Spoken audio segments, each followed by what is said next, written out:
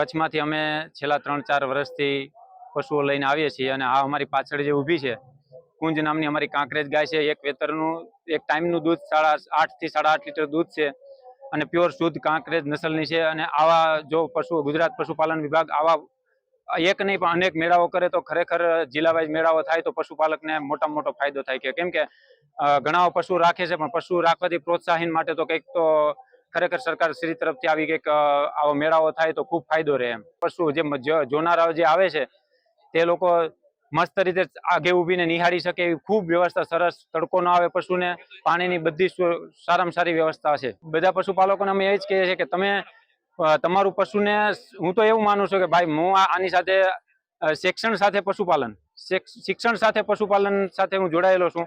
તો હું એમ કહું કે તમે ખરેખર કૃત્રિમ બીજદાનમાં વધારે ધ્યાન દો. કેમ કે આવી નસલના જો બીજ હાંઠ આખા કે પાડાઓ જો તમારા સુધી પહોંચે તો તમારી ઘરે પણ આવું સારું રતન થઈ શકે. તરણેતરનો મેળો ભરાય છે. મને એવું થયું કે ભાઈ નંદી મારી પાસે સારો છે એમ તો મારે લઈને જ આવવો જોઈએ. વિશેષતા એવી છે કે તેમની ઓળખીઓમાં છે ને પહેલા વેતનની ઓળખીઓમાં 7-8 લીટર દૂધ આવ્યું છે.